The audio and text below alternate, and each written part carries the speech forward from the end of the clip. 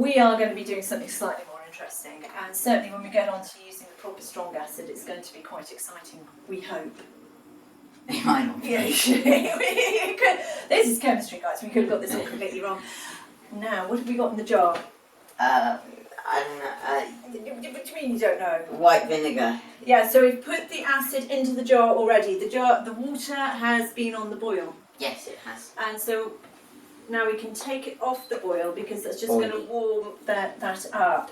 And now, whilst it's warming that up, we have the stirring. In the science lab, you'd be using the glass rod, wouldn't you? Okay, that's the bamboo stick. So, I said it again. I'm trying to. Mum, you haven't mentioned to make sure to like, share and subscribe. Can you like, share and subscribe? So press the subscribe button, it's just down there. You can come. Let's use a measuring spoon. Okay. And you're going to put some measuring spoonfuls into your acid. Heaped or? Well, we're going to go big time with it here. I'm going to hold it so that we can see. Okay, wait. Let it react first. Oh, that's a bit exciting. That was a bit exciting. Now it gives off a gas, obviously, and what we're going to do is next time, don't use all the calcium carbonate on sodium carbonate. Sorry, on this. Yeah, no, just pop it down. Don't get too excited. Oh. Right, you need to stir because can you see you've got the sediment in the bottom there? So okay. You need to stir it to see if we can get a lot of it to disappear. The more of it we can get to disappear, the better. If it all goes, we're going to add some more because this is called adding it to excess. Okay? Yeah. What's adding it to excess? Adding too much. Adding too much, that's right. So basically it's adding more than we need. And so this is why we're using a clear acid. Because if you used malt vinegar where you can't see through it, it's difficult to see whether you've actually dissolved everything or not. Let's have a look. If we stop stirring it for a moment, what we want is a little bit of sediment at the bottom there. Yeah. Okay. Now we did say we were going to do this with the indicator in, which we haven't done actually. Oops. Oops. We've got the next one. We've got the next one. We are going to do a different metal, aren't we? Carbonate. We have got magnesium carbonate, which will probably be a brick of magnesium carbonate. We have got a knife here, so we should be able to cut a bit off it. Yes, that is your knife. Good spot. Doesn't cut. It doesn't matter. It's very, very soft. Wait! Stop getting so excited. I want to do stuff. Okay, we've got. Yes, do stuff then. Let's put a little bit of indicator solution in there to see what colour it is. Look, the indicator solution's green when it's out fast, whereas the Red cabbage indicator is purple. Okay, that'll do. Oh, wow, that's a lot. Okay, not to worry. By the time you said that'll do, I've already put it in. Now it's we just know. Turned, look, it's changed colour in the syringe. It's turned. Okay, that means that syringe is not very clean. It's actually got acid in that syringe has, so we need to get that cleaned out. Yeah. So let's get a bottle of a beaker of fresh water to wash that with. Now, if you have a look, I'll just use this over. Yeah. What colour is our indicator solution? Now you know we put white wine vinegar in that to begin with. So what colour is our indicator solution? It hasn't changed. It's neutral. Still green, so it's neutral. So what that's saying is that we've effectively lost the acidity. So we're going to put them in the white vinegar. So yeah, we'll put it in to start off with this time so that you can see what the white vinegar looks like when it's got just, so use about the same amount of indicator solution. So you can see there that the white vinegar is definitely coming up a really nice acid. Red. Yeah, bit of a cherry red going on there. Yeah.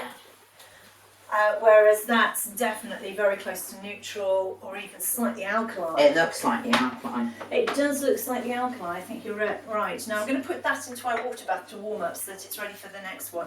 That's made our insoluble salt. Now, the next thing that we do with that, obviously, with our insoluble salt, is we're going to evaporate it off, but I'm just going to rest the lid on it gently. I'm not tying it tight because it might not survive the encounter with coming out.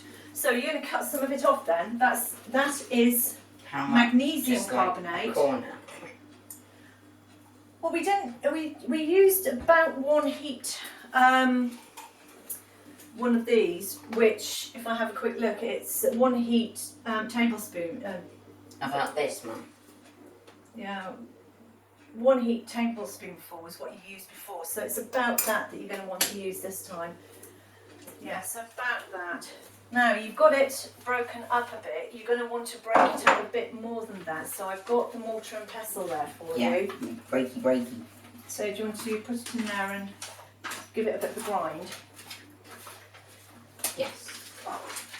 Okay, so obviously we didn't actually buy the climbing chalk especially for this. We bought the climbing chalk because we like to go climbing occasionally.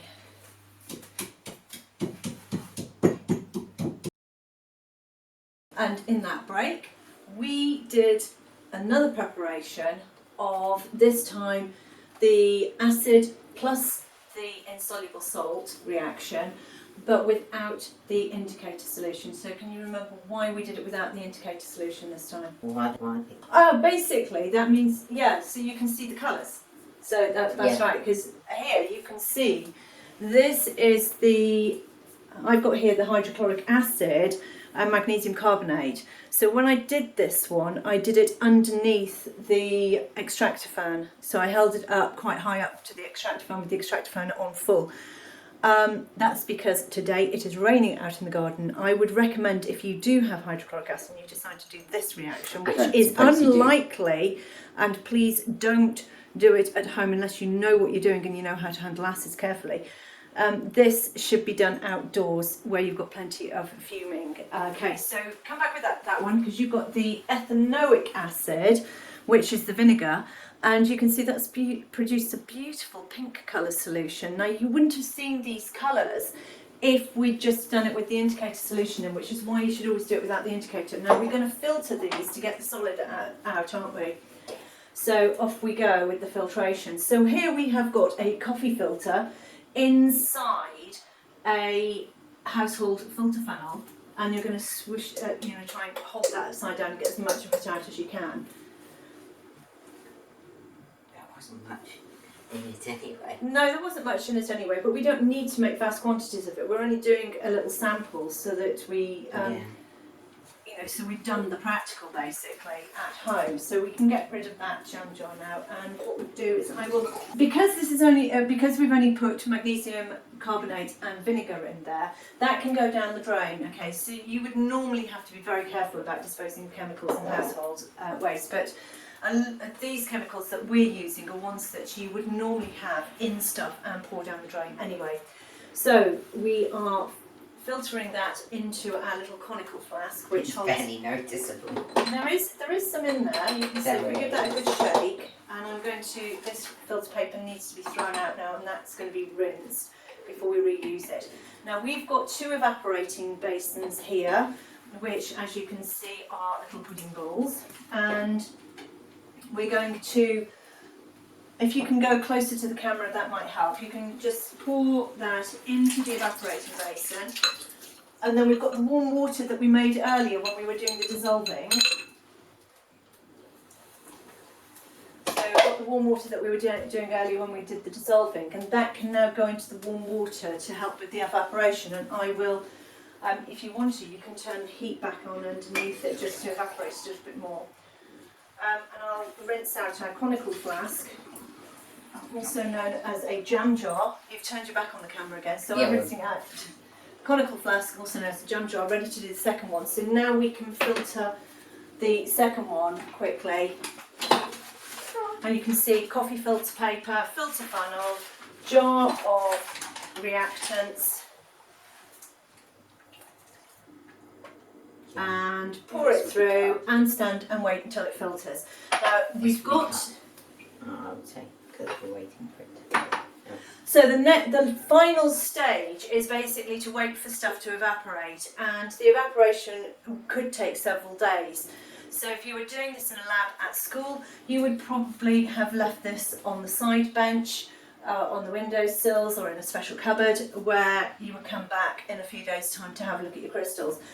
We're going to, when As do it, we're going to have a look at our crystals with a magnifying glass. So we'll do a little 1 minute video to follow up then and publish that in a little while's time once we've got some crystals, and we'll show you the difference between the crystals that have been done with the indicator solution, and because we did filter those out as well, but obviously you don't do crystals with indicator solution in because the indicator solution can change the shape of the crystals, and also you don't get to see the colour of the crystals, the natural colour of the crystals, which you can see was a very nice pale pink and a quite attractive pale yellow there. So we'll see what they turn out when they crystallise. Okay, so don't forget to like, share and subscribe. Share and subscribe indeed, and we'll see you next time. Write a comment if you did the practical and say what you thought of it, because help would be appreciated.